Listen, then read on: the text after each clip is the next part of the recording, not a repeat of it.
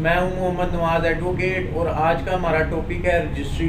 Registry किस तरह से करवाई जाती है, उसके ऊपर कितना टैक्स लगता है और कौन कौन से डिफरेंट टैक्सेस हैं जो कि रजिस्ट्री के ऊपर लगते हैं और वो उनकी परसेंटेज किस तरह से हम निकाल सकते हैं और हमें कैसे पता चल सकता है कि रजिस्ट्री के ऊपर ये वाले टैक्सेस जो हैं वो लग रहे हैं और हमारा इतना खर्चा इसमें आ जाएगा।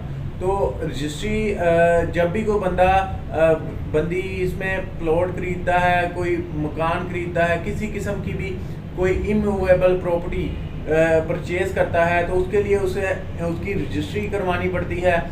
या इसमें उसे अगर वो किसी सोसाइटी वगैरह में खरीद रहा है तो वहाँ पे फाइल का प्रोसीजर होता है। लेकिन आज हम रजिस्ट्री के ऊपर फोकस करेंगे कि रजिस्ट्री जो है वो किस तरह से करवा सकते हैं।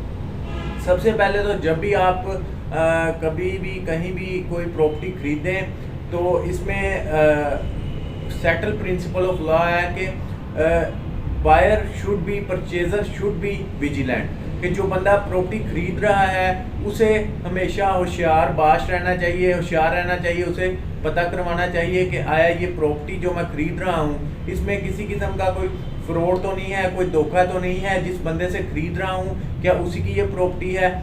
या अगर आप वो समझे कि वो प्रॉपर्टी जो है उस बंदे की नहीं है लेकिन जिससे मैं खरीद रहा हूँ उसे उस बंदे ने इख्तियार दिया हुआ है, यानी कि वो मुख्तार खास है कि वो उसके पास राइट मौजूद है कि वो ये प्रॉपर्टी बेचने का हक रखता है, उसे जो प्रॉपर्टी का रियल ओनर है उसने वो हक दिया हुआ है, तो उससे भी आप ये प्रॉपर्टी खरीद सकते हैं। इसकी वेरिफिकेशन आप कैसे कर सकते हैं?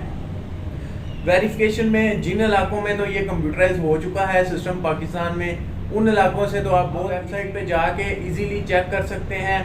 वेबसाइट है punjab.zameen.government.pk। इस पे आप जाके इसका जो मुकम्मल स्पेलिंग के साथ इसका मैं लिंक भी नीचे डिस्क्रिप्शन में दे दूंगा।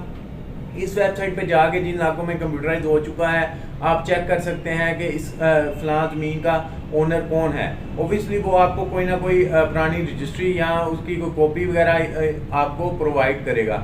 और जिन इलाकों में ये नहीं है उसमें आपने देखना है कि ये इसके नाम की फ़र्द जो भी ओनर है या अगर मुख्तार ख़ास है तो उसमें आपने देखना है कि आया ये जो फ़र्द है जिस ओनर से मैं खरीद रहा हूँ उसके नाम की निकल रही है पटवारी में, उसके नाम का इंतकाल पटवार खाने में मौजूद है कि नहीं।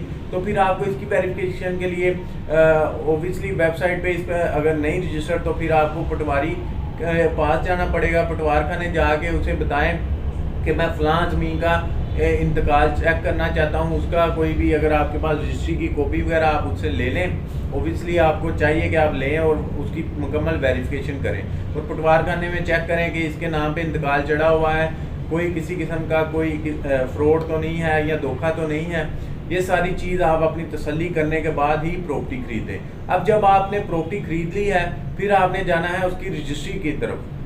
जब अगर आप टोकन वगैरह आपका हो गया, बात हो गई है, फिर आपने रजिस्ट्री करवानी है। रजिस्ट्री के लिए कौन कौन से टैक्सेस हैं, कौन कौन से डॉक्यूमेंट्स चाहिए, अब इस पे आ जाते हैं। सबसे पहले जब आपने रजिस्ट्री करवानी है तो जो ओनर है उसकी आईडी कार्ड की कॉपी होनी चाहिए, आपके पास अपनी होनी चाहिए। उसके बाद ओनर से आपने फ़र्द लेनी है। फ़र्द जो है उसके आपने रिकॉर्ड ना लिखा हो, अगर फ़र्द रिकॉर्ड होगी, रिकॉर्ड के लिए होगी तो उस पर रजिस्ट्री करवाने की बजाय आपको चाहिए फ़र्द बै। आपने जिससे भी आप प्रॉपर्टी खरीद रहे हैं उससे आपने फ़र्द बै जो है यानी कि बेचने के लिए वो फ़र्द जो होती है उसके ऊपर लहदा से लिख दिया जाता है कि ये बेचने के लिए, वो वाली फ़र्द उससे हासिल करें ताकि आपको किसी किस्म की कोई मुश्किलात वगैरह पेश ना आए। उसके बाद जब आपने फ़र्द ले ली, आपने आईडी कार्ड की कॉपी, उसकी आईडी कार्ड की कॉपी वगैरह लेके आपने किसी भी लॉयर के पास आप जा सकते हैं या कोई किसी भी एजेंट के पास। ऑब्वियसली ये लॉयर के बगैर रजिस्ट्री नहीं हो सकती क्योंकि इसमें परमिशन जो है लोकल कमीशन की, अगर कोई ना कोई लॉयर ही अपॉइंट होता है और वकील की परमिशन के बगैर रजिस्ट्री जो है वो पास नहीं हो सकती और किसी ना किसी वकील की आपको इसमें खिदमात हासिल करनी पड़ेंगी। उसमें अब आ जाते हैं कि इसमें टैक्सेस जो हैं वो कितने % लगते हैं और कौन कौन से लगते हैं। सबसे पहले आपकी रजिस्ट्री की मालियत देखी जाती है कि प्लॉट की जो कीमत है वो कितनी है। अगर वो कवर्ड एरिया है यानी कि उसके ऊपर कोई बिल्डिंग वगैरह बनी हुई है तो वो कितने एरिया पे बनी हुई है। जितने एरिया पे भी बनी होगी लाहौर में, उसका 1000 रुपया जो है वो उसकी कीमत होगी। स्क्वायर फुट जब आपने निकाल लेने हैं, अब मैं आपको लाहौर के हिसाब से बता रहा हूँ, मुख्तलिफ प्रोविंसेस में और सिटीज़ में ये रेट जो है वो अलहदा भी हो सकता है।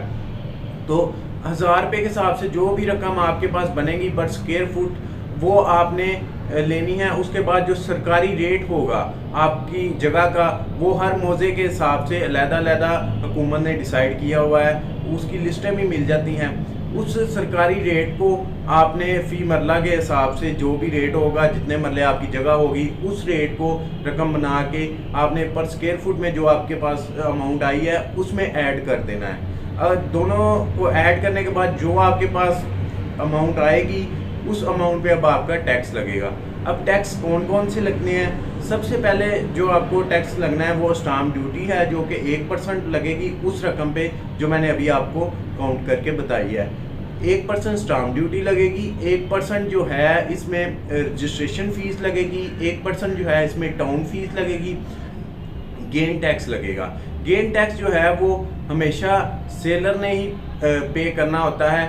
अगर वो 4 साल के अंदर अंदर जो है वो अपनी कोई भी प्रॉपर्टी सेल कर रहा है तो फिर उसे गेन टैक्स लगेगा, और अगर वो फाइलर है तो फिर उसे और तरह से लगेगा। अगर वो नॉन फाइलर है तो फिर उसे डबल रेट में चार्ज टैक्स लगेगा।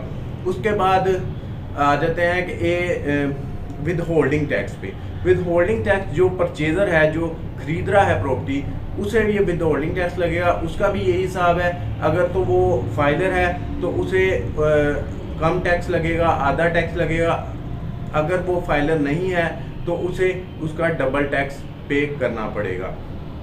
ये वो टैक्सेस हैं जो अगर आप कहीं पे भी प्रॉपर्टी खरीदते हैं या बेचते हैं तो आपको पे करने पड़ते हैं। उसके बाद रजिस्ट्री करवाते हैं तो ये सारे टैक्सेस आपको देने पड़ते हैं। उसके साथ साथ आपने जो भी एजेंट, लॉयर और अपॉइंट किया होगा उसकी फ़ीस होती है, वो हर बंदे ने अपने हिसाब से रखी हुई है। आपको जो मुनासिब लगे आप उससे ये काम करवा लें। दुआ में याद रखिएगा। अल्लाह हाफिज़।